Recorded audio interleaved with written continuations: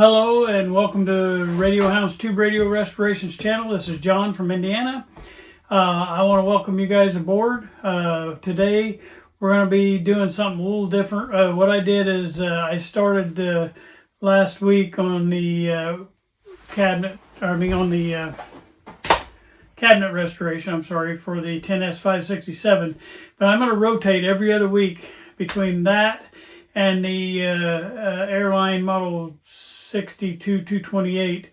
That way you don't get bored on either one of them, and each week we'll rotate back and forth between them. So on this week we're going to be working on the Airline model 62228, and then next week we'll go back to the cabinet. We'll just rotate every other week until we get those two things done. But only because I want to get the cabinet done, but I don't want to bore you with just continuous stripping, because there's a lot of stripping to do on this cabinet. We're gonna have to double strip this one because it has an extra coat of finish on it, and so it's going to take a little more work to get this one cleaned up. So I hope you enjoyed today's video. We're going to start on this very much desired Airline radio, and we'll do a full checkout on it today. And see where we are on all the coils and all that kind of stuff, and make sure, and then we might even get a little bit into the recap on this video. This radio doesn't require a whole lot of all that extra work we've been doing on these other radios, so we might make a little ground today. All right, I hope you enjoy this video. Thank you. Well, good morning, everybody. Before we get started on today's video, I want to welcome you guys that are new and welcome you guys aboard. But I had made reference in several of my videos about this book. When I finished up the Philco radio a couple weeks ago, in that Philco process, I've mentioned this book several times. And one time I gave out some information on how to try to get this book, and several people tried, and I guess the site shut down ever.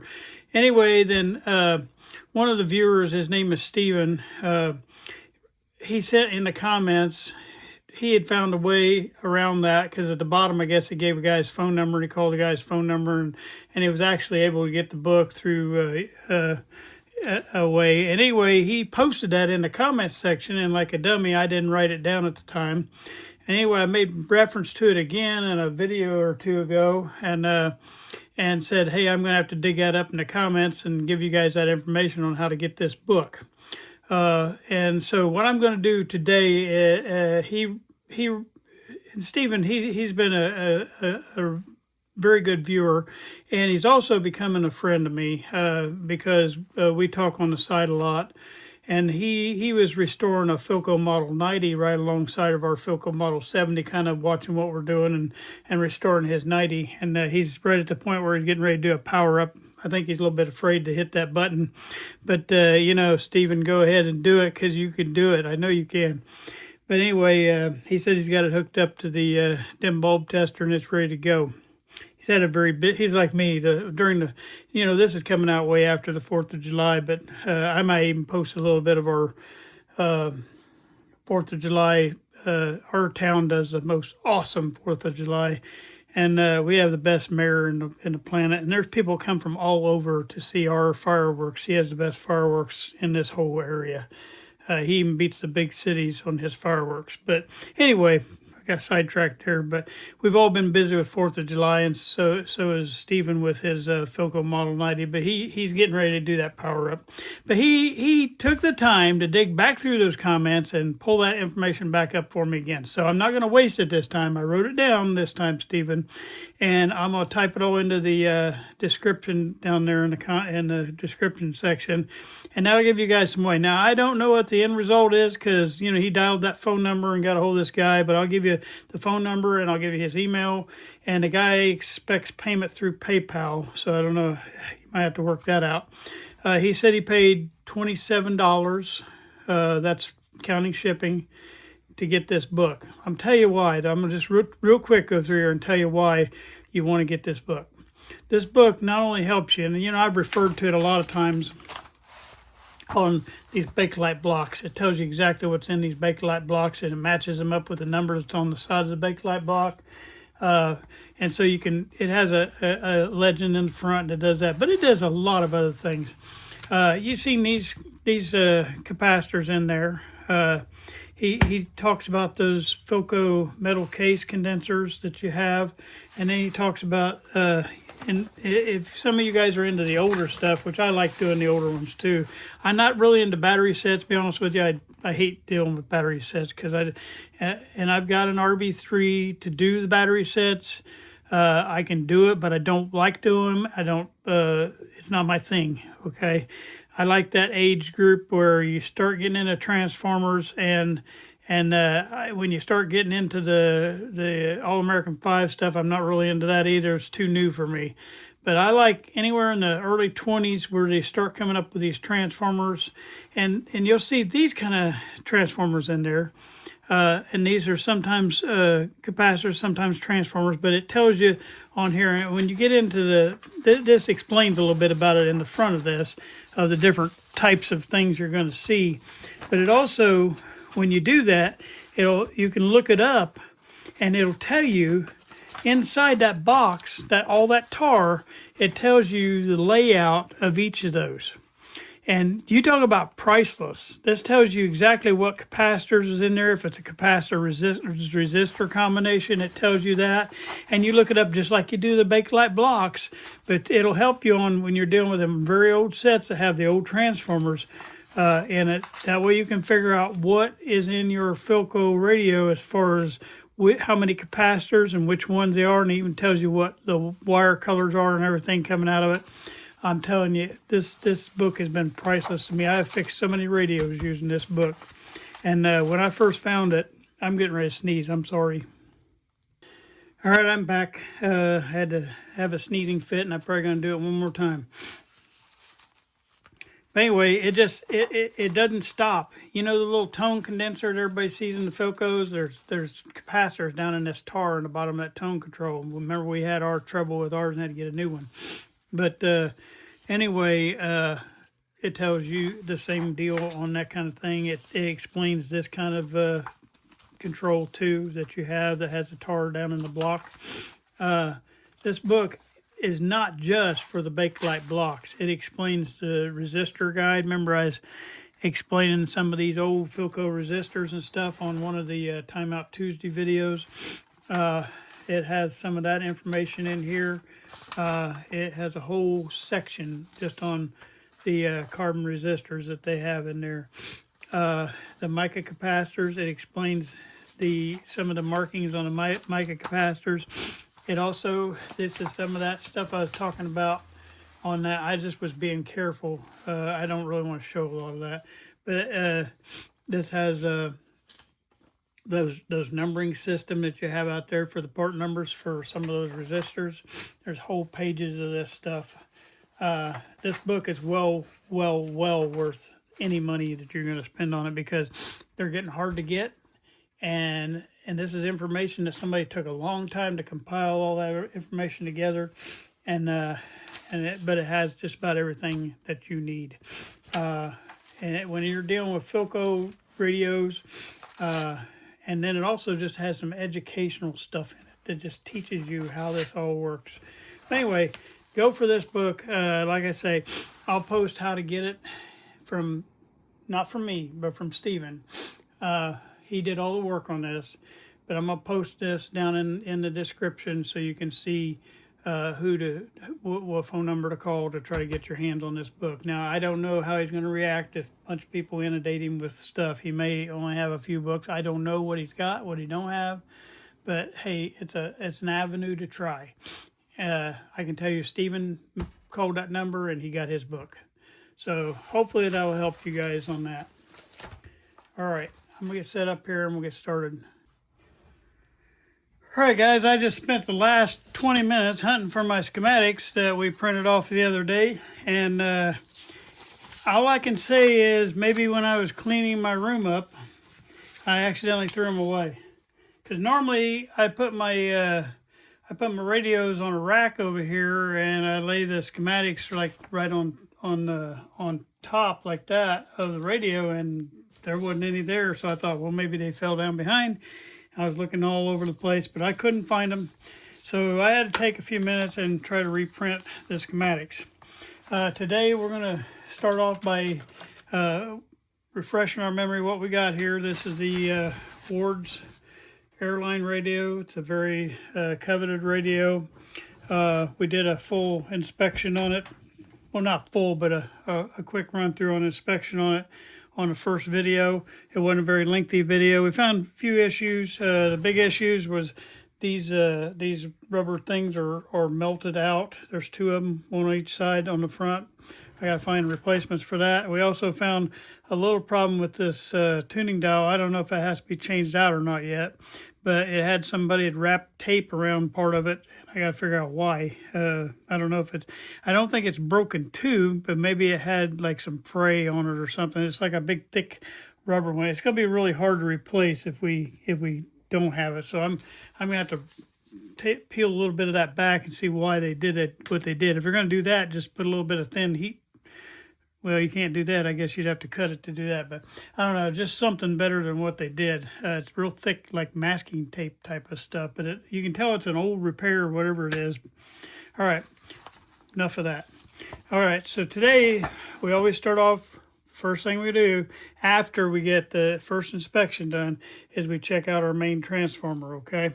All right, so we got some windings to check out. We got our primary winding, which we'll do first. And that'll be on the left side right there. Let me get my pointer. I'm not doing my pointer thing. Okay, we're going to check this winding first, the primary winding where it comes in the radio. And then we're going to check our high voltage winding, which is always the one that goes over here to the plates and the filament. I mean, excuse me, the plates of the rectifier tube. I can't think of the word rectifier. And then we want to check the heater winding for the rectifier tube and then the heater winding for the rest of the radio. So that's the things we're going to be checking out here, okay? So first thing we want to do that is we want to identify where our parts are on the radio, okay? And like I say, I do it just to make it easier for myself and anybody else coming along that gets underneath here, is I usually mark those underneath the radio. So how to do that is I get this little drawing. Usually it gives you a drawing where your tubes are.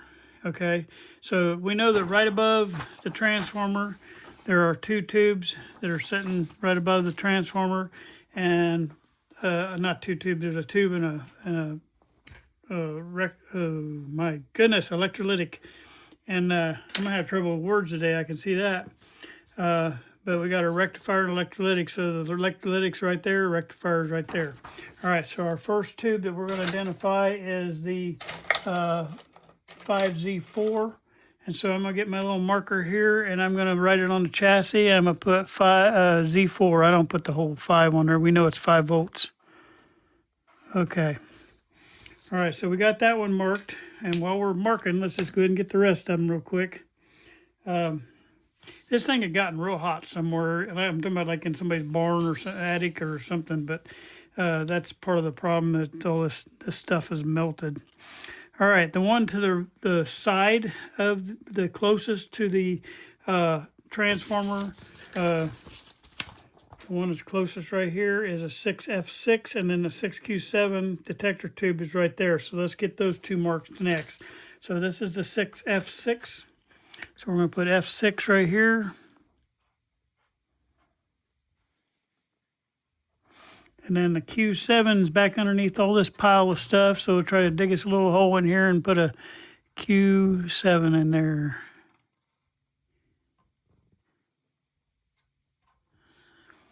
Okay, I got my Q7 on there.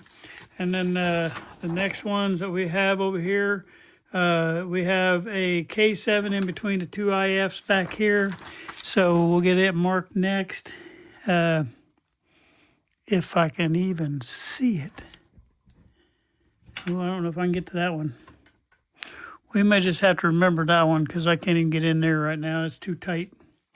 All right, then the three along the back side, the one closest to the back of the radio is another K7. That's the one that sits right in front of that. See if I can get up in there and get that one.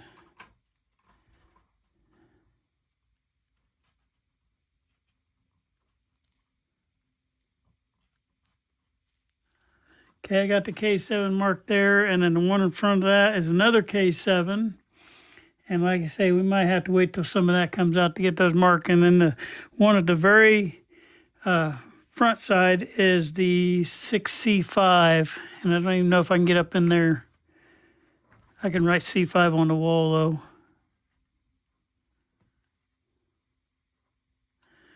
All right, so I got everything marked up there.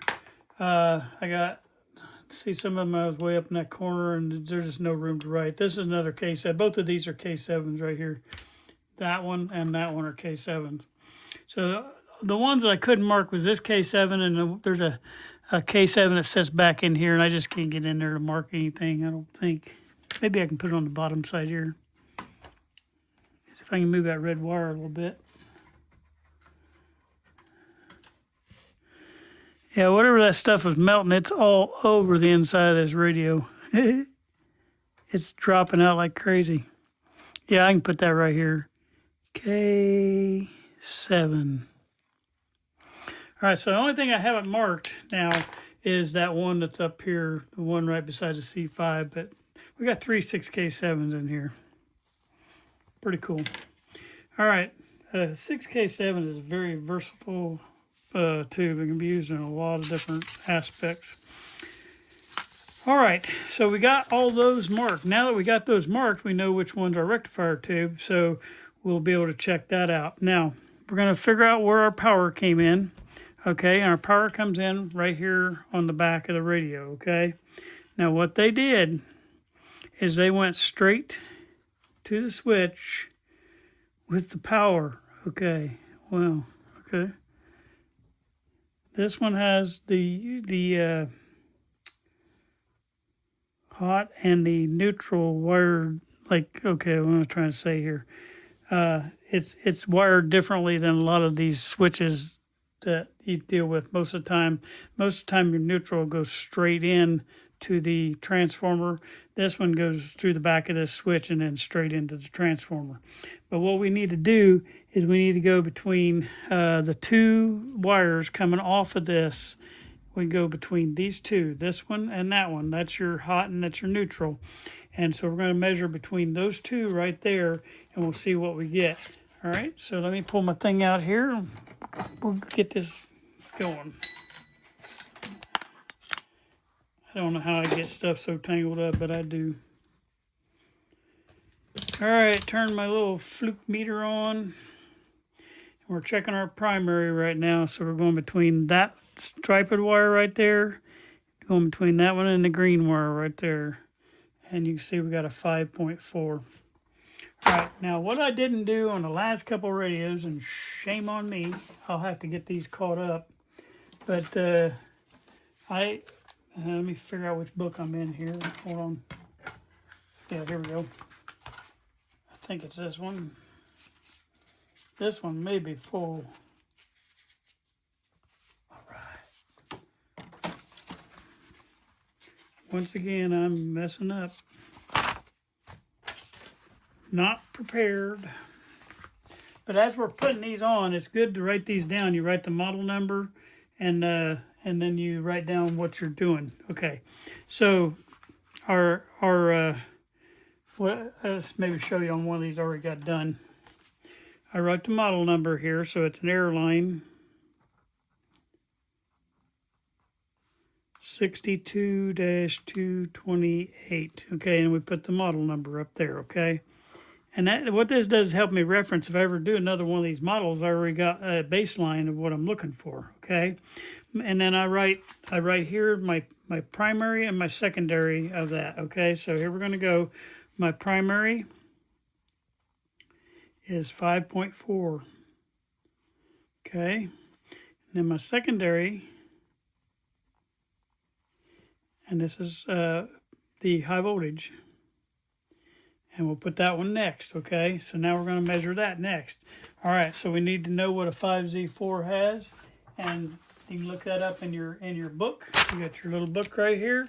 So let's look up a 5Z4, see what it's asking for. That way we know what pins we're looking for. All right, my 5Z4 is right there. So we know our plates are on pins 4 and 6, and our filaments are on 2 and 8. Okay, so that's what we're going to be checking now, between 4 and 6. We're going to check our plates first. Okay, so we want to pull between 4 and 6. I'm doing my normal Adams dropsies. All right, so remember, count from the pin, the key there, and so that's 1, 2, 3, 4. Count your open spots as a pin, and then 6. So we want to go between that pin right there and that pin right there, and it should give us an amount right there. Sometimes, okay, like when you have trouble getting a good connection like that, get you some clip leads. That way you get a good solid connection. Okay, so I'm going to clip a clip lead on here and one on there, and I'll clip on between 4 and 6. If it's jumping around like that on you, but you can tell there's continuity, or it wouldn't be jumping around. It might be a short, but there is some kind of continuity there. So what you want to do is just clip on with those, and that solidifies that right there. Now you're getting 267. So we're going to put our secondary, and that's 267 ohms. And remember, I told you, I don't know if you remember I told you, but when I did the first inspection, that cap right there has a phenolic material underneath there, electrolytic, that they cut free. Well, that means somewhere it's probably not going directly to ground, okay? So we want to do our center tap here in a minute, but first we're going to go ahead and, well, we can go ahead and do it now. Okay, so our center tap, we want to look on our back on our schematic, and we pull it back in front of us. All right, so where does our center tap go? Our center tap doesn't go directly to ground. It goes to that, and it also goes to this coil. All right, that's your speaker field coil, and then it comes over here, and so we know that it's going to go to the speaker field coil, and if you did put it to ground, it's going to get continuity, but it's not going to give you the exact number. You need to know what half of that is. Okay, so we want to go to wherever it's going out to the speaker field coil, and that's the place that we want to connect on. Okay, so we want to look at that, and when you'll find that, how you'll find that is on the filament side of the, let's just go ahead and check the filaments, get that over with. This is the filament side of the rectifier. We're going to clip on there because we need to be on there anyway. And we'll clip on to that. Get this back in the camera, get it out of the shiny lights. Okay, and that was 2 and 8, so we're clipping on to pins 2 and pin 8. Should get a low ohms reading. I don't write those down because they're usually so low it doesn't matter, as long as you get a good continuity right there. And you can do the sound thing if you want to. I don't, but you could. Okay. Anyway, we know we got good continuity on our filament winding now. All right, so what we want to do is we want to clip on to the negative end of the electrolytic cap. I'll show you that. This is how you test the other half of that on the field coil, because it's an easier place to hit. But we'll show you here. Instead of hitting right here, we're going to hit right here, and that's the negative end of the electrolytic cap. And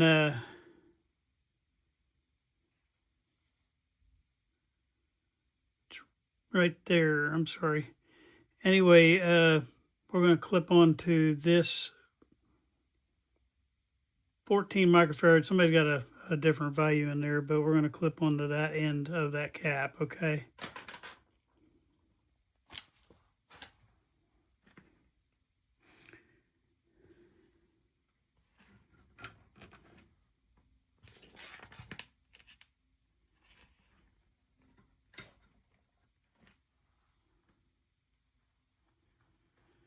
Okay, remember our half, the main one was 267, so this is one half of that. I clipped on one lead down here to the pin on the rectifier tube on the plate, and the other half goes over here to the negative end of that electrolytic, and that's the same place as where that comes across that nut off of the electrolytic. It's like I said, it doesn't go to ground, it goes over here to this wire right here that's going across, this tripod wire. All right. And then you keep that one there, and then you move this to the other pin and make sure you check the other half of this high voltage winding, and it should give you the difference between the 130 and the 138. So it'd be 268, and we were at 267.4 when we measured all the way across. So we know that that winding's good too, okay? All right. That's a tough little set of alligator clips, don't want to come on and off. All right, so now we've checked all that winding. Let's get those marked off, okay? So what we did is we checked our primary winding right here. We checked that. We did not check the switch. We'll need to check that here in just a minute. All right, we checked all this. We checked the hot side. Excuse me, I went down the wrong one. Hot side of this, okay, from plate to plate. And we also checked the center tap from right here to here. We got that one. And then we also checked our heater.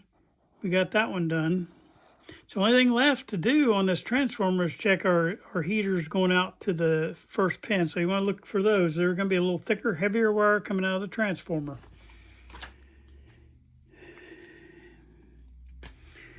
All right, and if you look at that, that wire sets right here. And we should be able to come right across that. Now, I've noticed something already right off the bat here is kind of making me a little nervous. I noticed that somebody had snipped this wire right here, and we probably need to put that back. I don't know why they took that and cut it. They cut a wire right in two right there. This grounding type strap. And we're going to reground that when we do this recap, but I'll just pay attention to that. Also, the wiring on this transformer is real brittle. And I'm probably going to take all these wires off and run heat shrink tubing up into there, because I can, just moving that just a little bit, it made it pop. So I hate to say it, when I said earlier on our inspection that our wiring was good, there are parts of this that are not good. And so we're gonna have to fix that. That's part of doing this. I don't do I try not to do a shoddy job. If I do, it's pure accident. You know, that I'm not doing it on purposefully doing a laid back, easy. I'm gonna try to do it right.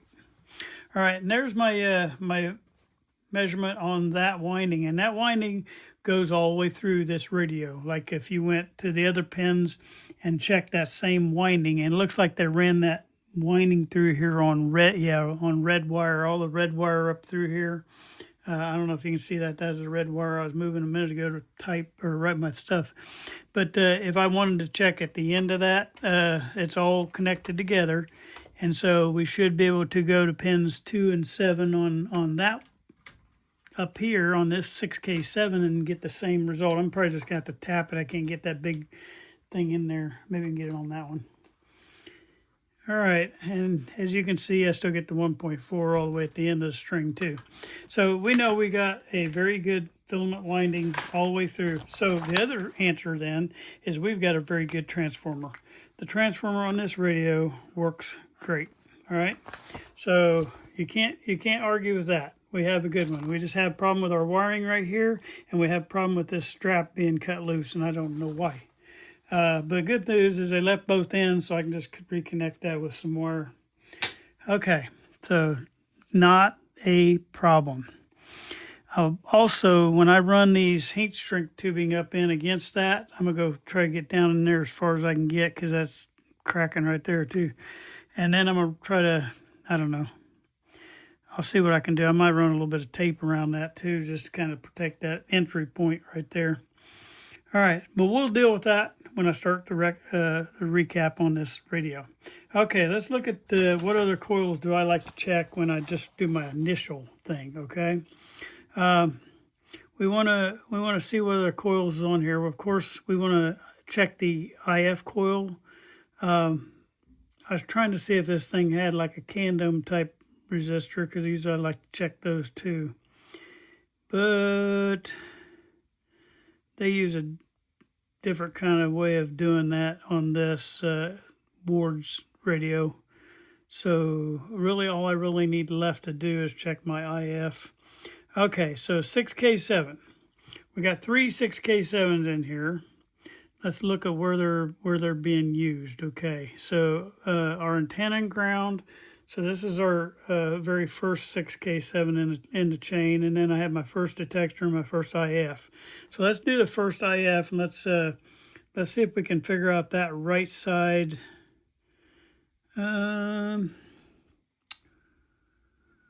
We might be able to reach up in there for that first detector, but what we want to do is we want to go from the plate. Let's go and do the 6K7 up there first. We're going to go from that plate on that first detector 6K7, okay?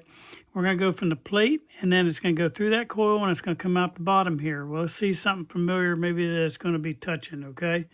Try to find something easy peasy. Well, one thing easy would be the 30 microfarad, but I don't know if they've even messed around with that yet. It's probably still sitting there connected. Try to find something else if I can.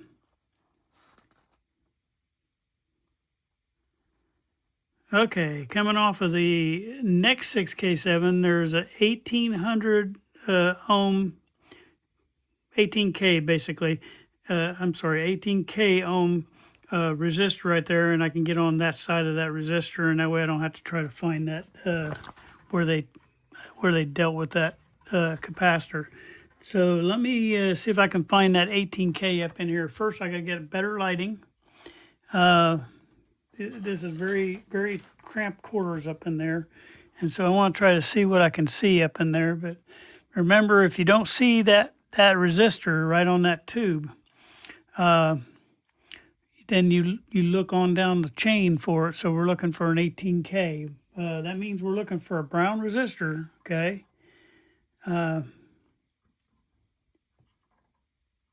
Wow, that's something else too. There's another floating thing right there too. That might be what we're looking for. All right, for the fun of it,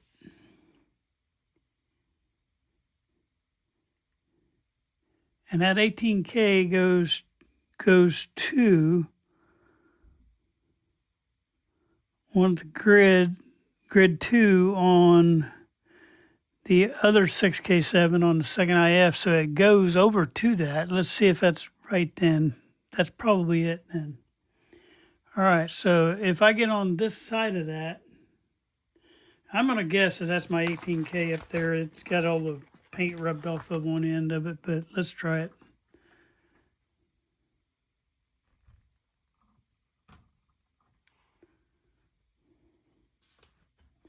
And it's going to read a little different because it's hooked directly to a capacitor. So I believe that's where we need to be. All right, so let's try that and see if we get the right ohms that we get. Now we're going to the plate of that 6K7, and that's that first detector 6K7, so it'll be this guy right here. And the plate on a 6K7 is on pin 3. I just happen to know I've been dealing with them all the time. Pin 1, 2, 3. I believe that's it. I probably should have hooked this. I got the wrong clip lead. This thing's hard to maneuver. The black one's brand new and it's real stiff. I don't know. Let me double check myself on that. Make sure I'm on the right one. All right, if I seem like I was thrown for a loop a little bit, I was thrown for a loop a little bit. I ran into something I have not seen.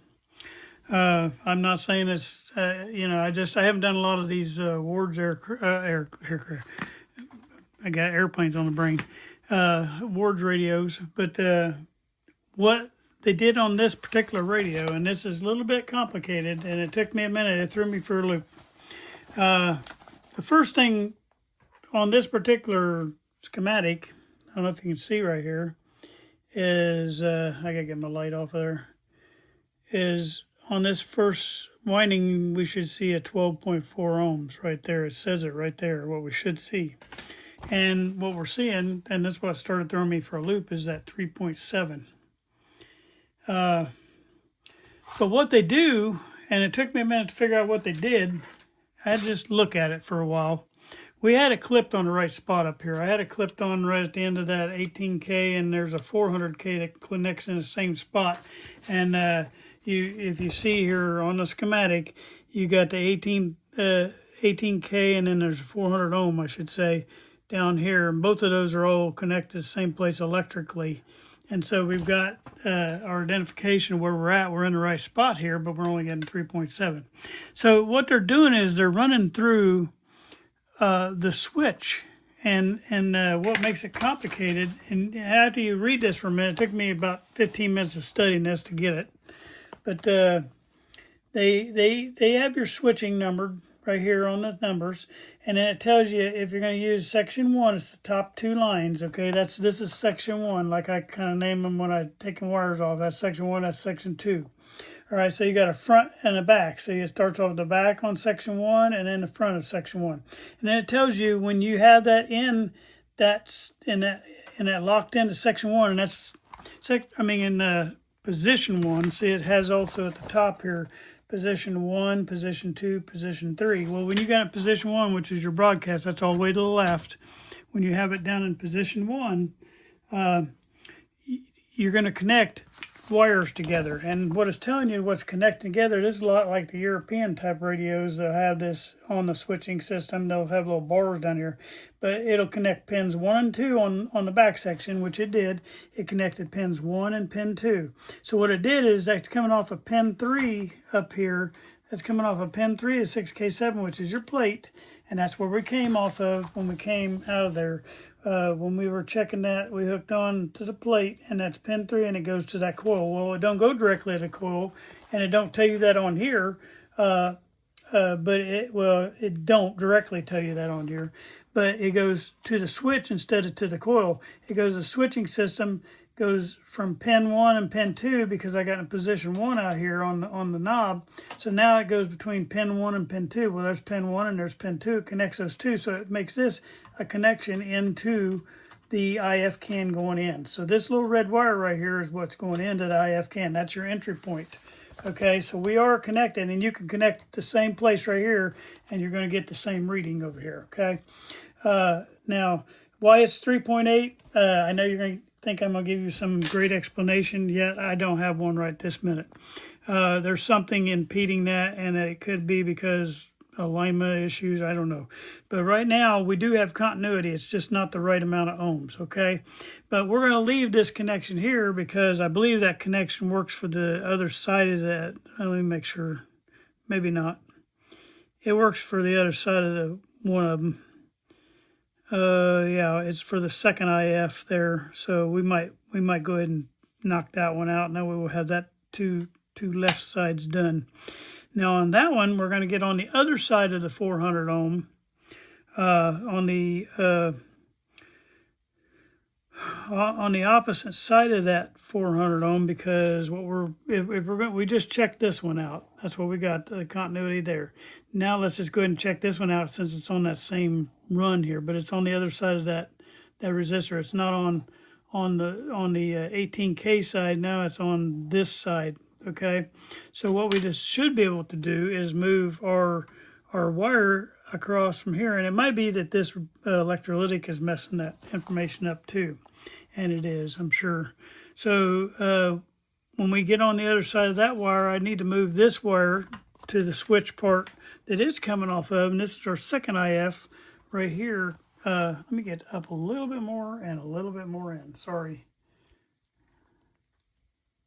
Okay. And the second IF, this is your first IF, and I believe this is your second IF. Let me make sure of that too, just that way I don't mess up here. Yeah, okay. All right, and so what we're doing on that one is coming off the plate of this 6K7 down here, the one that's the IF, the one in between the two IF cans. And let's look at that one next. Okay, wait a minute. I'm on the wrong thing. Yeah, sorry. and it's coming off of the plate here. It's this IF can, sorry. So we're going to be going into that next. All right. I'm still confused on the IFs on here because on the schematic, I'm only seeing the 2. So that's what's thrown me off a little bit there. All right, so anyway, but this 6K7, we're coming off the plate, which is pin 3 off the key. So that'd be this little hardwire, but it's right behind that waxy that they haven't changed out yet. So see if I can get that guy out of the way.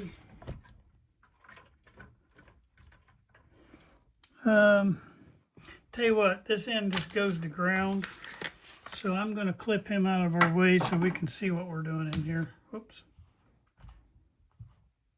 I'm just going to leave a little bit of ground wire hanging off of there, and that way I can lift this guy out of the way. We can see that IF can. All right, we know that that end goes to ground. All right, so we're connected on the other side of that. So now we should be able to connect on to where that plate, I'm going to make sure I'm on the plate too. Now that I got that moved out of my way, I might be able to see it. And I am. Okay, that's the plate right there, and we should get our ohms reading right there. That's going to be fun. Okay, so I got 18.8 on that side right there. So I had 3.8 on one side and 18.8 on the other. There's still something a little bit wrong there, but the good news is it does tell me. It tells me that I've got continuity there. I may have something connected wrong or whatever, but the bottom line is I do have continuity on those 2 sides. That's our 2 primaries. So let me get that. Our primaries or our IF cans, we'll get those marked off, okay?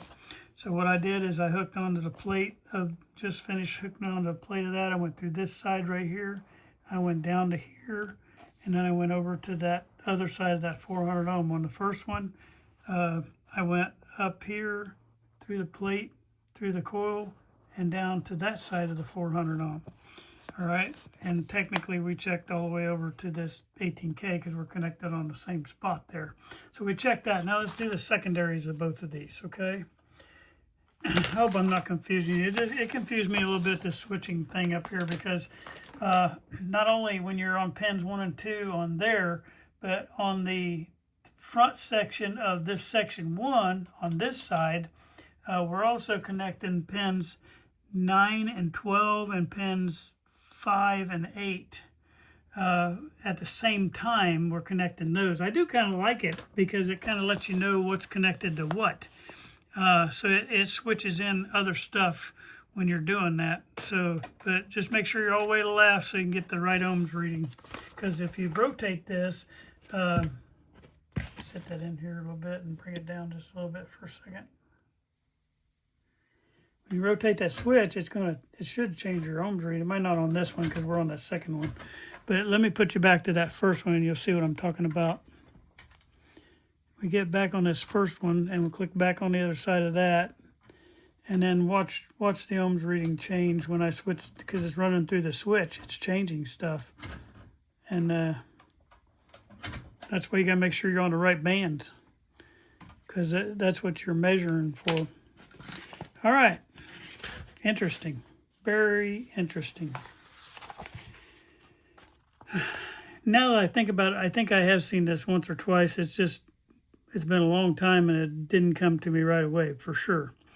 All right. So now what we're doing is we're going to be on that 6K7 between the 2 IFs again, which is that 6K7 over here.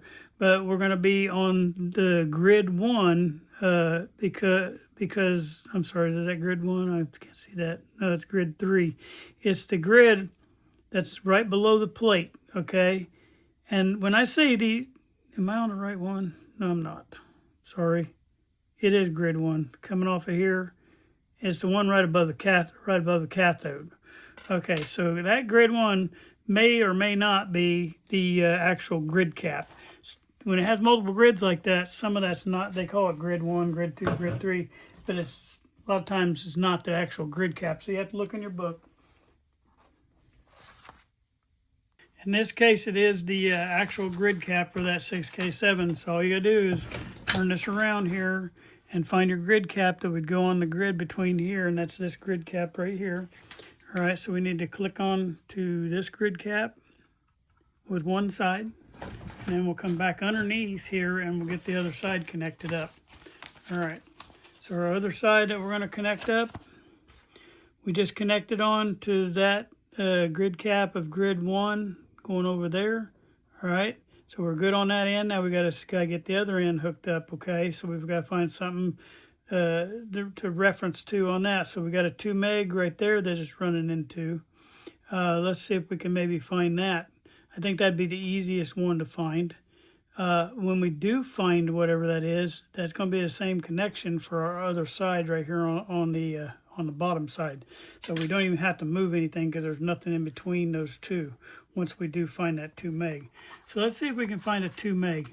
Okay, so we're definitely starting off looking for a red one.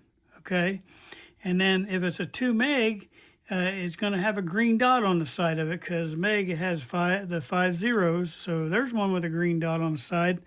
So let's see what that does. It comes off of, off of switching again. So let's see if that has anything to do with our connection there. Let's see. That goes to electrolytic. Does it go to electrolytic? Man, they got that all. They got that wired. All this is wired so wrong. I've got to fix so much when we do this recap.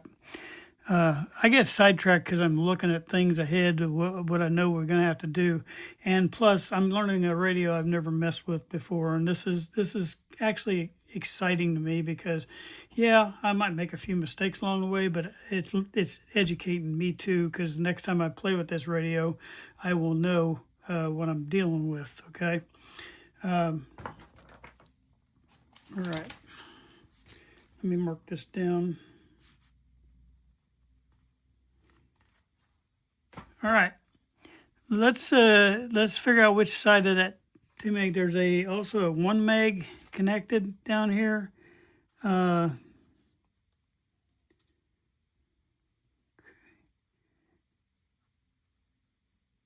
that 2 meg connects to a lot of things.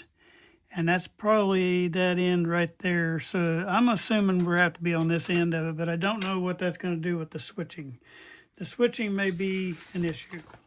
All right, so let me find the other end of my thing here, and let's hook on to that right there. And we're getting our, and see, this is the first one that we've gotten that's been real close to what it should be.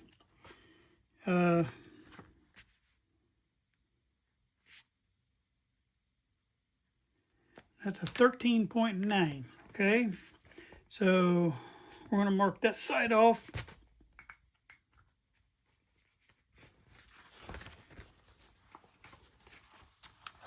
Okay, so basically we went from G1 right here up through the coil and then down through the coil, and we went right over here to that. Well, that being said, then we should be able to, I don't know what I was thinking. That, yeah, duh. All right, so then this one is going to be on the opposite side of that. So we should have a 500, is that 50? That's 50,000 ohms. My eyesight's horrible. But there's a 50,000 ohm that connects in here. So there's my 50K right there. And we want to be on the north side of that 50K. And that's going to give us our other side. Well, if you look at that on the actual radio, there's our 50K that connects in off that 2 meg right there, and the other side of that, and it actually goes right down to the IF can. So we can actually clip right on the IF can for that. All right, so we're going to leave, we're going to, not leave, we're going to move our thing to right here, okay? And that's going to take care of that one side of it. Now we got to look at the top end of this one. And we're going over to the 6Q7, pointing with my finger again, and we're going to go off of this pin right here.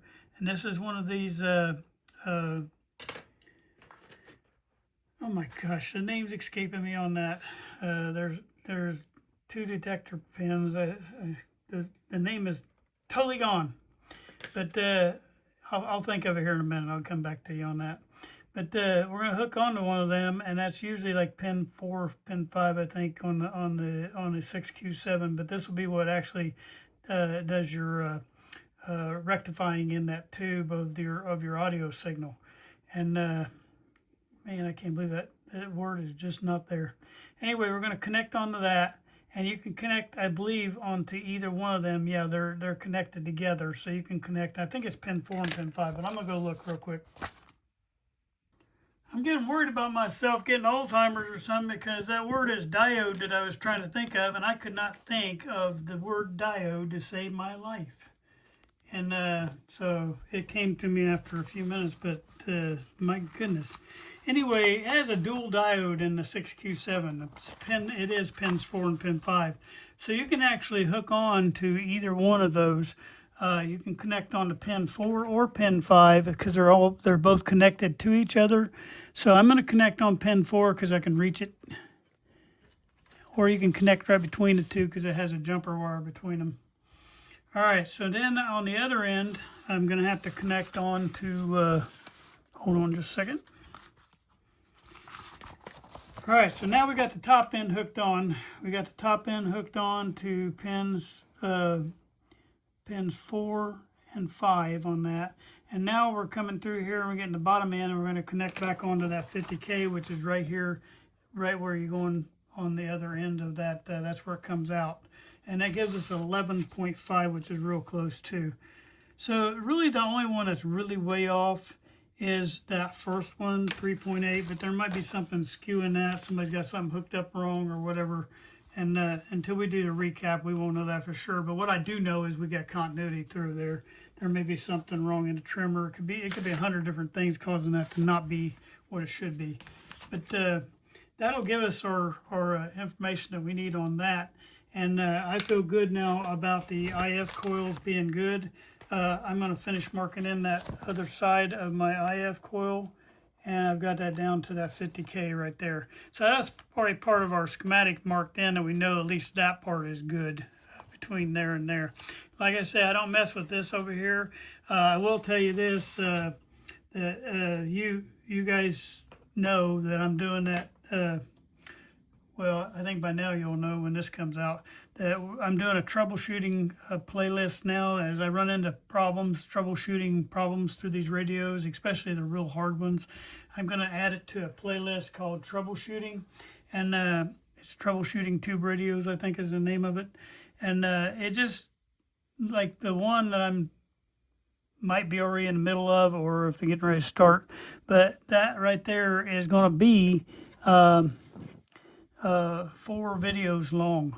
It's a rather lengthy thing, but it was a rather lengthy problem. It's kind of one of the worst scenario problems, and it included this side over here. 90% of the time, 99% of the time, this right here is all pretty good. But if you ever have a problem losing your signal on the front end of the radio, you've signal traced it and you know it's out here in the front, then you're going to have to go through every one of these coils, and you're going to have to check every one of these coils over here. I don't waste my time on the front of this recap because, like I say, 99% of the time you're not going to have a problem over here. But if you do, that's where you're going to have to come back to that, and you're going to have to fix that and go back through and check every one. And you'll see that on that series. It's kind of fun. If I get done enough time today too, I'm going to put a little plug in for my, this is off. Has nothing to do with radio. But I'll put a little plug in for my wife's business. Not that she's wanting business, because she's not. But she's got more than she can handle right now. But reason I'm doing it is a lot of you guys, you know, and I've had a couple people already that's traveled to my home, and you know, I want you to feel. I mean, I don't want thousands of people here, but, you know, I want you to feel free to see if you can set something up. But if you did, and you got a wife, and she's, you know, she don't want to be gone from you the whole day or whatever, schedule on a day. My wife, she works full-time job, but she does like 3 days a week. She does in her little business, and she used to have a good-sized business on the bypass for many years. And I think I've told that story, you know, that we had a store on the bypass in a neighboring larger town, and then she had an incident there that happened, and I just didn't get the response from the police that I thought I should, and so I shut it down. And her business is still open, but we do it like a kind of like a hairdresser by appointment. So that's how you would have to do that. But what I'm saying is, while you're sitting in here jawing around with me, working on your radio or looking at your radio or whatever you want to do, your wife could come with you and she could sit next door. And my wife does, well, I'll show you here. Hopefully I'll have time at the end of this. I'm not going to go real long today. Today's more of another analysis day. The other thing that I want to do is I'm going to, just so we don't get bored with the recap, because there's a lot of, when it's redundancy, you're changing out stuff. Now this one's going to teach you a few things because there's a bunch of stuff wrong, and as I come across it, I'm going to point that stuff out. I mean, look at that connection right there. This isn't well, you can't look at it because you're not on the screen up there. Okay.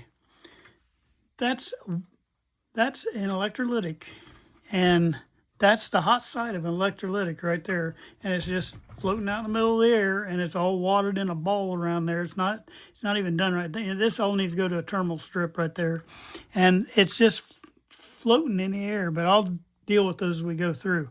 But so you don't get bored with it, I'm also doing the cabinet on our original radio we did. The very first radio we did was a 10S567, and you'll have seen.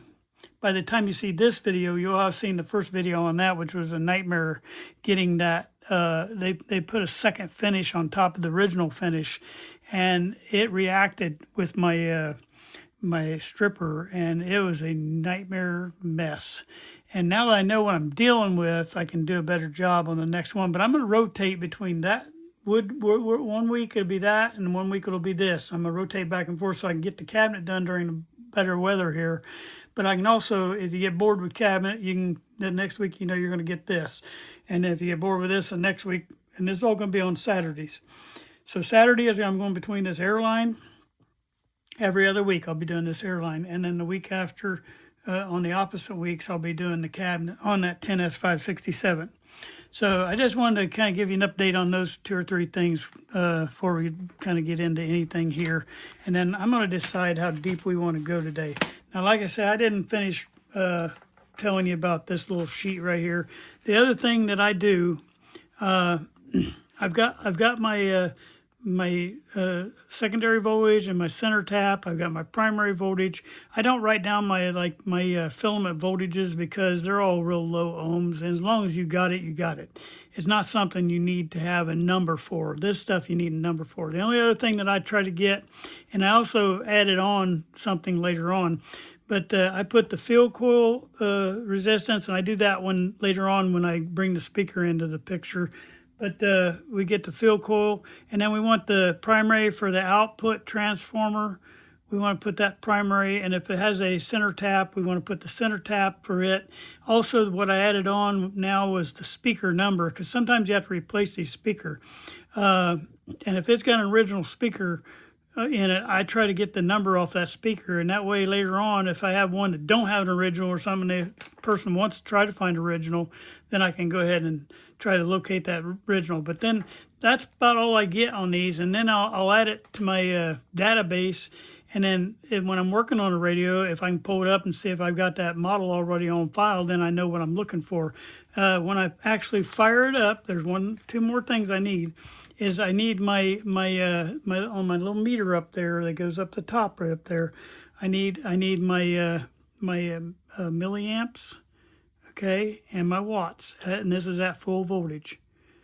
Okay, and that's how many watts it's got, how many watts it's pulling, and how many milliamps it's going to be pulling. This is when I do the power up. I'll add that on. So there's a lot of information that's very helpful if you ever work on another 62-228. And the more I build this database, maybe someday I'll put it into a little book form or a sheet form or something for people to have. But for me right now, it's been very handy. There's multiple times that I've had to use it. Like, okay, we did the Philco Model 70 already. That's why I didn't make a paper for it. This is the first Philco Model 70 I ever did, and I used it to kind of tell how close I was on my numbers, and it was real close. So that kind of helped me a lot there too. All right, that's that. I've done wore that out. Let me get set up for the next part. Okay, while I'm waiting around, and I want to go ahead and have the navel jelly be doing some work for me right here. So I'll flip this chassis back up here in a minute, but I'm going to go ahead and get some navel jelly on here and let that be working on that rust on there. So I'm globbing some navel jelly into that bad rusty spot right here, and that way it can be doing its thing while we're doing other work. And it definitely needed done, and I didn't want to mess with this chrome because it's so pretty. But this is only really bad spot right here, and the rest of it's kind of light, and I think I can get most of that off. But I'm pretty sure this is not going to go back to, because it's all pitted. It's not going to go back to this beautiful chromy self. But at least we can get the rust stopped, and we don't want any more rust coming on here. And that's definitely what something needs to be done pretty quick here. Otherwise, it's going to be a really bad situation for this radio. All right. I got a little bit more on this side right here. Turn it down a little bit more. All I'm doing is getting a little bit of this rust. This navel jelly definitely puts a stop to the rust. I'm only going to do this one end right now. The transformer is not rusty, it's just dirty. So I will wait on the transformer. We're going to let that sit there and do its stuff while we're playing underneath there. And that'll help us a lot, okay? All right. I think the first thing, and I might just address that today and be done, is that I want to address is probably that transformer, because we don't want nothing to go wrong there. Our transformer's working good, and we don't anything to go wrong. And with us moving stuff around and playing around underneath there, I do not want that to be an issue. All right, I think I got all that going. I'm trying to figure out if there's anything down beside this transformer here. All right, y'all remind me, go get that navel jelly back off of there in a little bit. I don't want to get too busy underneath and forget about it. There's that in place now. It's just a few spots of rust. There's a little bit on the other end, but I'm not going to do both at the same time. All right, now we're going to work on this. Chassis. All right, I mean on the transformer chassis. All right, first thing I want to do is we're going to get this wire out of our way, because we know where it goes. It goes to the back out this hole right here, and we know both of them go up here to the switch. So I'm going to link the wire on here, and that way we know that our wire is going up here, but that way I'm not fighting through that down here. There's no need for it as long as you can remember where you're going. Now, if this, went somewhere different or some place special, that would be different. All right, so I'm going to get my soldering gun fired up here, and today is not the day for vocabulary for me. I don't know why. It's just like basic words are escaping me. Isn't that a sign of having some kind of stroke or something? I'm just kidding. I don't feel bad at all. Or it could be a sign of being stupid. It could be that too. Just kidding. All right, like I say, at the end of this, we'll do that. I'll see if I can roll this thing down and show you that fix that they had on that. I don't know if it'll show up through here or not. Yeah, it might. It might. It's only going to go a little ways, but there it is. You see up in there, let me get where'd my pointer go? Well, I'll point with one of these for a minute. Right up in there, see that white yellow stuff? They put tape around this. I don't know if it was just frayed or what. I mean, it don't act like it's loose or anything in there. So about has to be frayed. And yeah, it goes for about 4 inches long. So I'm going to have to cut some of that off, and if I have to retape it, I'll retape it. But I'm not going to put that kind of tape on because it's too thick. It needs to be something a lot thinner. But trying to find that right there is going to be impossible. I'm sure you can find it, but it would be a project. All right, I'm going to put my multimeter back over here. Don't need it right now. get that stuff out of my way. I try to clean my mat here pretty good because we want to make sure we have room to get all this off. All right, so the first ones we're going to take off is the two that's fitting up here for the regular 6.3 volts windings going up to the rest of the tubes. And I can show you what I'm going to do with those, and then you'll kind of get the idea what I'm going to do for the rest. All right. It's going to pins 1 and pins 2 of the F6. Now, just for the fun of it, and the only reason it's going to pin 1 is pin 1 is ground. All right, I got to tighten up I had to tighten up my soldering gun. All right, so pin 1 is going to be a fun one to get it off of there because because I got it hooked straight to the chassis. My soldering gun's going to have to do a hard job right off the bat. All right, I think I got my soldering gun woke up, but I'm going to have to wake up this solder too.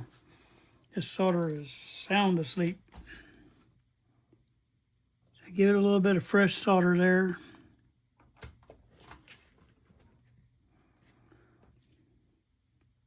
Sometimes, you just never know what you're going to run into on these old radios. They definitely take you on a journey, and I'm telling you, when you start that journey, you think how it's going to be, and it's usually nothing like that journey. All right, and they got this actually hardwired down to the chassis, I see. So I'm going to change that to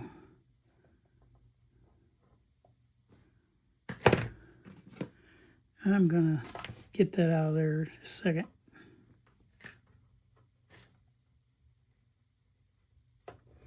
Just going to make sure I save myself enough wire to get back out of there.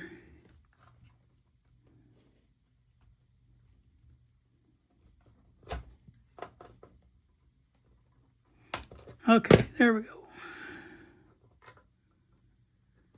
And I'll have to clean that off, but I'm just trying to get this outside solder woke up. It's starting to go, but it's still got a ways to go. I don't know where you're at on the screen. Let's get you in here. When you get these situations, you just don't be afraid to dive in there. Even if you make mistakes, just learn from your mistakes and go on. And what I'm going to do is minimize this old solder on here and get some of that out of the way and get some fresh solder in that hole. That's part of the problem. Some of that factory solder is really hard to deal with. And it's starting to wake up now.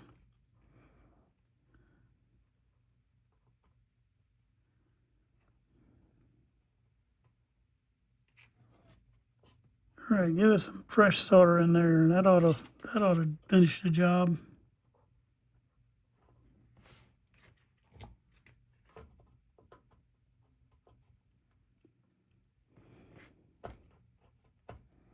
And what I'm doing is they bent that pin over and hooked it straight to ground, and I'm just going to use the top of that pin for my landing point for that. All right, let me get this thing stripped back. All right, that wire looks good though. And put a little of my stuff on here. We'll go ahead and get it tinned up and ready to go. And I'll show you what I'm going to do here when I get that other one off. The other one should come off pretty easy because it's straight in through the pinhole. This one was not. They had to use one of them high-powered soldering irons like my Big Bertha to get that pin on there. All right, I got that tinned up. Let's get this other guy off on the other side, and then we're putting him right back on.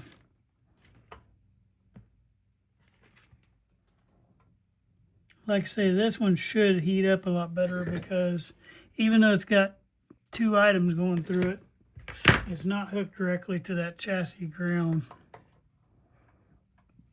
So it should wake up a lot easier. And there he come out. All right, let me get a hole made back through there. I didn't even lose my tinning on that one. Just got to find the hole through there. There we go. right, let's get this little bit of drop of there off. All right, and I can clean that up just a little bit, make it more pointy. All right, now what we're going to do is we're going to and I got you in the picture, I'll make sure I do.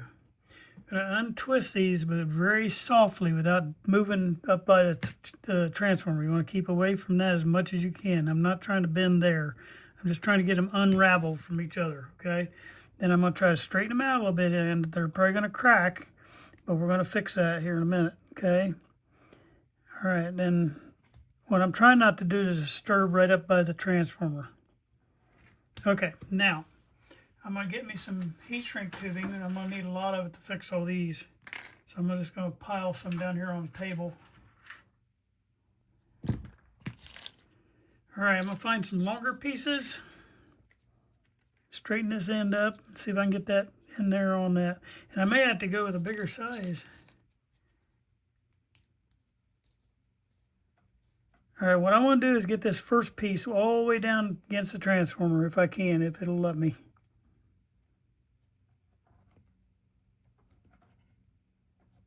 What that's going to do is keep somebody from bumping that and making that a bigger mess, because this one's already got a little bit of a wire breakage right there, and there's metal right there. And this is high amps.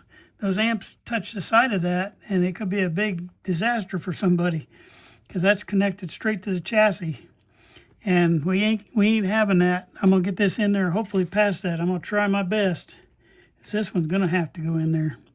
And if not, we're pulling the transformer, because we gotta make sure it's not going to get somebody.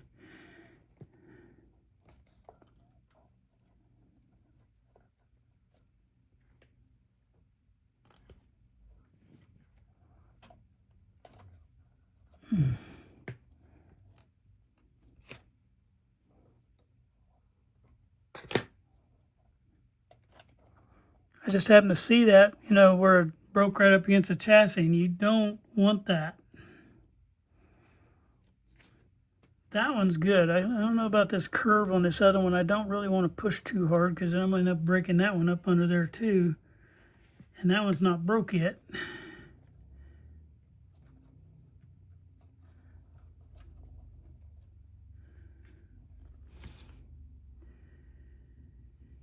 Oh boy.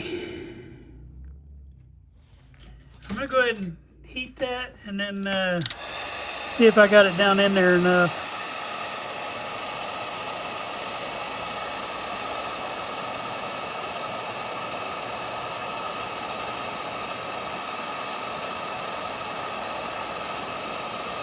That's such a tight little hole for that to go through anyway.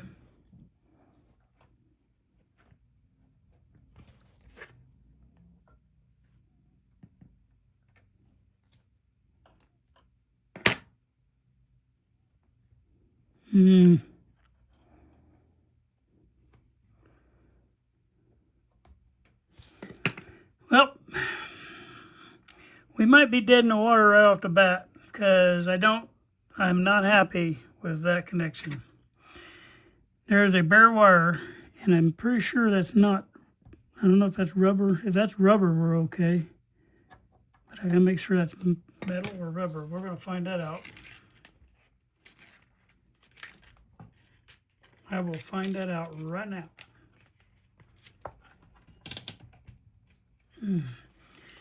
What I'm going to do is put my thing on the inside here and the thing on the outside, and just see if I get a continuity. Yeah, I'm getting continuity there. Boy, that's not good. Okay. As bad as I don't want to do this, I'm going to start marking these wires. We're going to start taking them off. I'm removing the transformer. We're going to take this cap off, and we're going to do it right, because it's unsafe. You have a chance of putting very high amps on this chassis, and it's just not worth somebody's life. So I'm not doing it.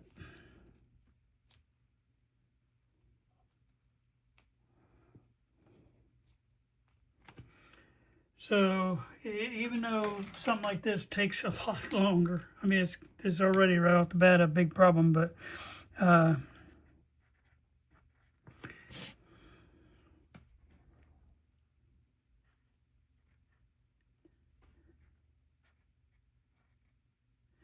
okay. And then the second one is going to be pin 2.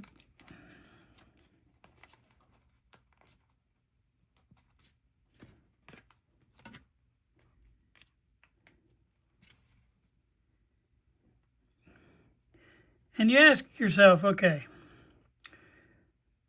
if this is supposed to be pin 2 and pin 8, why did they go to pin 1? Okay. Can anybody answer that? Oh, I will for you then. Pin 1 is the pin's been over and it's soldered to ground right here. Okay. Well, also pin 8 is. So those two are already connected. So the closer pin to go to would be right here. So it's just an ease for somebody. All right, let's just start disconnecting people because it's going to have to be redone anyway. So now I'm not too worried about unsoldering and all that stuff, but I'm gonna pay attention to where these wires went on here, but I'm gonna mark them as we go, but I'm just gonna cut them now. Okay, so this is the main switch. Okay.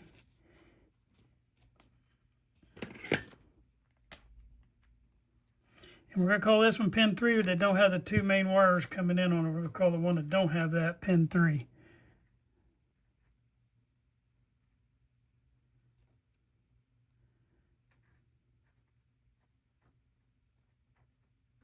Okay, we got the switch pin 3. Now we're going to get the switch pin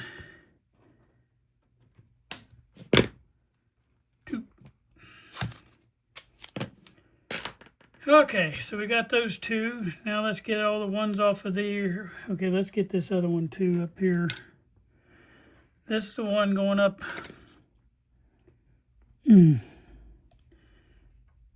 I'll get it right here in a minute for the power. Okay. This is going to the speaker. Let's see, I gotta see where that's going.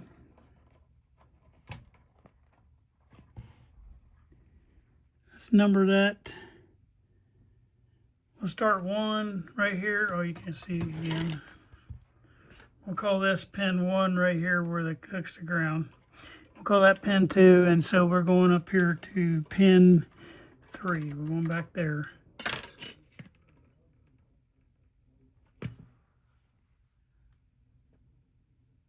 The fuck, dude?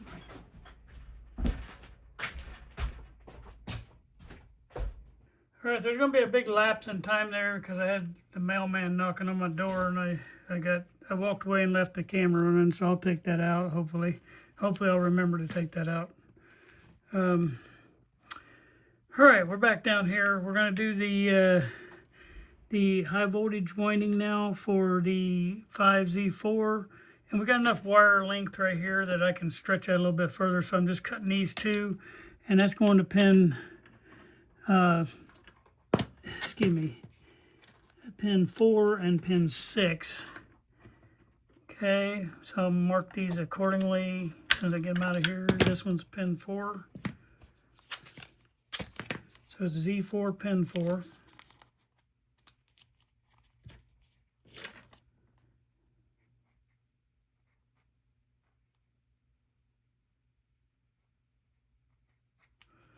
Okay, and the last one is Z4 pin 6.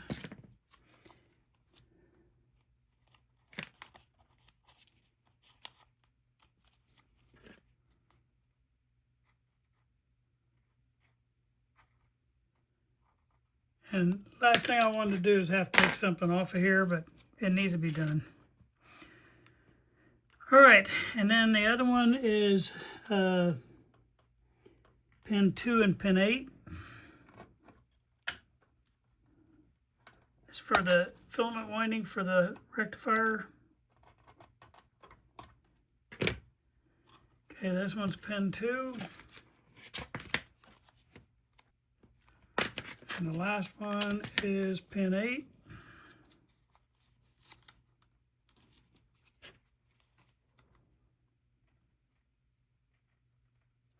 And I'm wondering if maybe that's why that little wire got cut, as they pulled this transformer before, and that's probably how these wires got broke.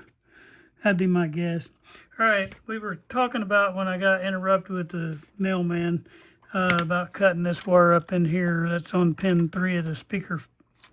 So I'm making sure that's exactly where it's at. Okay, that one's coming out of there, pin 3 on the speaker.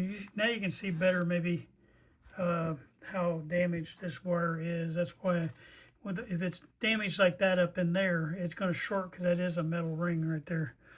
So this is speaker pin 3, and that's the last of my tape too. I got another roll laying over here. All right.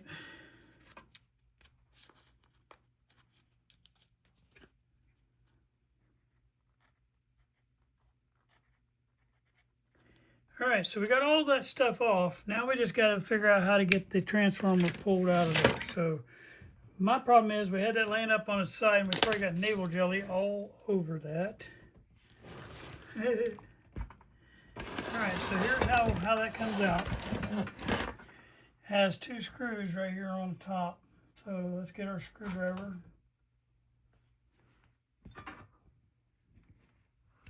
Back you off a little bit. Now it looks like the navel jelly's staying pretty good where it's supposed to be. I'm gonna need a bigger screwdriver though. I'll need a daddy-o to unloosen those. Is there a nut that I didn't see? Yeah, there is. Never mind. The way I had this thing laying, the wires was covering one end, the other end's underneath there. I'll just use a nut driver for that. Now I just gotta find the right size. First try.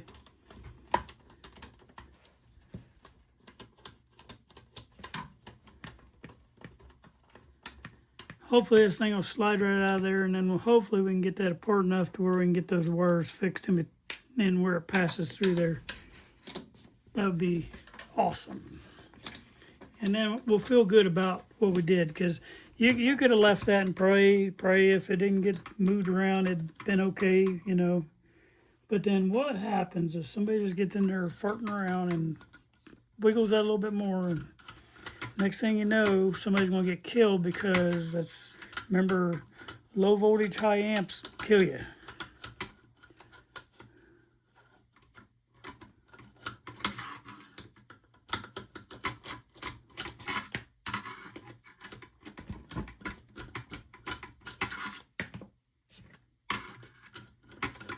These have really, really, really long screws on them. All right, so I'm looking at real quick at, I can't get my finger in there to get them, but there's little washers, and there's a stack of washers, so I'm making sure. So we got the black, this is the bottom washer, this is a lock washer on top of it, and then the nut. Just trying to remember that, so when I put it back together, I can say, okay. All right, my transformer's sliding out. That'll help me to clean that chassis better anyway. So actually, I'm happy we had to do that. All right, I'm getting the navel jelly off all that, and then I'll move this and work on this transformer. But let me make sure now that I got that moved, I can spread the navel jelly a little bit better. Okay, there's my other 2 washers that fell out. And now I can put the navel jelly in around these where the thing was sitting too, which is nice. Okay.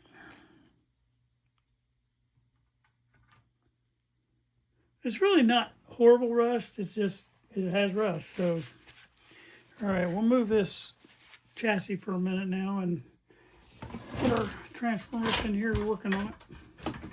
I'm trying to pay attention and be real careful, because I don't want to do anything to damage that face of that. Now I'm doing my Adams thing, dropping stuff. Okay, and there's one of my tapes already fell off. When I pulled it out.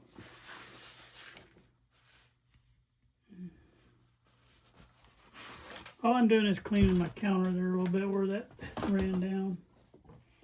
Okay, got that out of my way. Now we'll get our transformer up in here in the picture.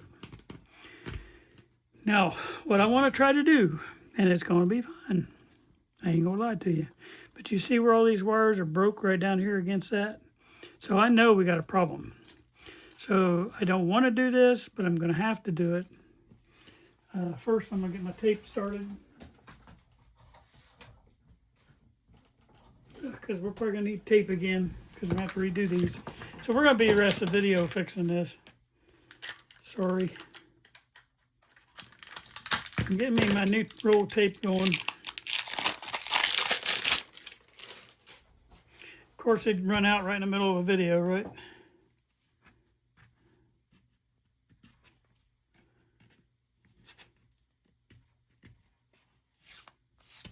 All right.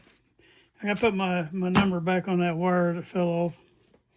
That was the Z4 pin 2. I didn't realize that was a little darker tape.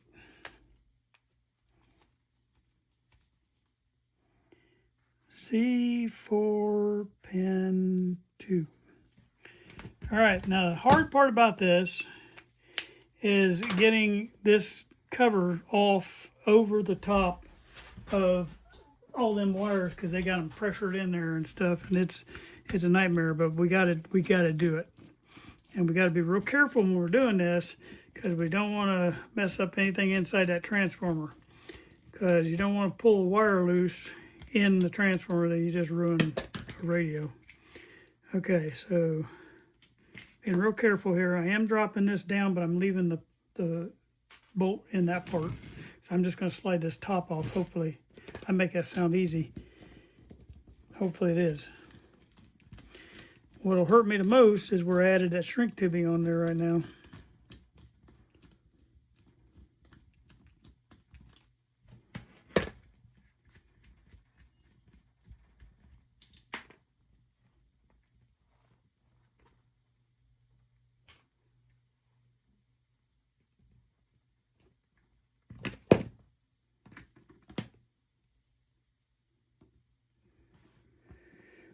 Okay, there we go. Finally got it. All right, now I'm gonna see if I can cut that shrink tubing back off of what I did there, and that way I can get this slid past that, because that's what's gonna grab it. I can already tell you right now. I'll be right back. I don't know where I lost you, but I'm trying to get this cover off. It's stuck on there pretty good, and I got to get the dirt broke free on it so it'll let it go. And so what I'm doing is I'm hitting those. I think I got that part done. Oh, my bolt fell out. Just leave them out. I want to keep that upright though. We'll see when I get this off how bad this is, because I know it's bad. And yeah, I could turn my head on it probably and it'd be good for many years to come, but all it takes is once to kill somebody. This kind of things you want to pay attention to when you're doing these recaps and stuff, is there's some dangerous stuff underneath these, and you don't want to be the guy who sets somebody up to get killed. I always pay attention to this kind of stuff. Yeah, it's catching on all those broken wires. There's just more than one in there. There's a bunch. This side's the worst. Once I get past the broken part, I think we'll be able to slide right off. I'm trying not to pull on the wire itself, so I'm going real slow. We get out here, it should get better. There's still some more broken pieces right there. Now, yeah, I got to get past all those labels too. Hey guys, I'm going to have to put a pause on this video. It's just gone way too long. And what I'll do is I'll just pick that up on the next video, and we'll take off from there. We've got a lot more, and probably about, I don't know, around 45 minutes worth of video to watch. So I don't want to belabor this any longer than it's already been. We ran into the problem with the transformer, and it's going to take some time to get it fixed. So I hope you guys understand that. All right, thank you guys for watching today. Told you guys that I would kind of show you my wife's thing. Like I say, she had a pretty good sized store there on the bypass. But when we had our problem there, she got kind of attacked by some ladies closing up shop one night. And I just felt it safer for me to build something in her home. So we sold most of what we had, and she kept a few of her very good customers. And now they meet here about 3 times a week, different ones. And they do it by appointment, kind of like the hairstylist. But my wife, they sit here and they create jewelry.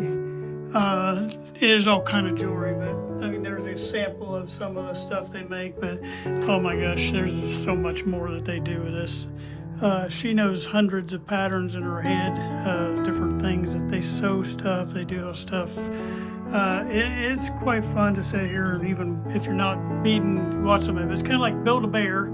You come in and you tell them what you want, what colors you like, whatever, and then they got a little tray that you lay your stuff out on, and you pick what colors you like, and she helps you design. And these are all the parts to making jewelry, and then you can come along and pick, like this is your silver finding. All this is silver right here, and there's like different kind of beads. And then because you got lapidary beads over on this wall. You got crystals and lapidary on this wall. There's more lapidary all through here. Different like precious stones that they have. And then all the stuff to do with. She sells the tools and stuff too. I don't know where she's got them at. I know she got some over there, but she sells them in packages too. But basically everything a lady would want to do. And then she teaches free classes. The classes are free. You just buy the stuff here. But she teaches you how to put it all together, and the ladies get these little bead boards like this, and they put all their parts there, and then they sit here and they talk bad about men, and I hear them next door. Is the only reason I know it. I hear them, and this is the stuff they do. They chit chat, and then they make jewelry. And it's actually quite interesting business to watch. And I want you guys to see this. I got a sign up above my door. In my office, I got one that says problems are in next office. And I also have a sign on my main door, and that says manly men only, and that's to keep them out of there, because we don't want ladies coming in the men's only area, But I'm just kidding. We actually have, believe it or not, we have men interested in this too. She has some men that are interested in making stuff too, because you can not only make jewelry for women, but you can make jewelry for men. They make some pretty cool stuff out of leather and stuff. My wife does like silversmithing, making your own rings and stuff out of silver, sheet silver and stuff like that. But I just wanted you to see her little setup. My wife collects sugar skulls. Somebody painted that for her, but all her ladies have always donated stuff to her over the years. She's been open almost 20 years now, and this is her group of ladies, that used to. I don't know if you can see that up here or not, but that was one year they used to go up to Frankenmuth together, and there's another one over there. There's a huge bead store up there. They go up there and shop till they drop. And these are all the ladies that come and go here. And anyway, they would do that. But her whole room is full of sugar skull stuff. And it's only because, different people. There's another customer that made that for her. Her husband painted that. But yeah, it's all over this room. But I got my signs, and she's got her sugar skulls. But anyway, I just thought you guys would enjoy seeing her set up. That used to be our shop dog. I think I did a thing. I just want to close out all my videos with this right here. This is my my motto, and it's going to be our channel motto from now on. It's sometimes you win and sometimes you learn. We don't ever want to lose. We want to learn from every mistake we made. I thank you guys for watching.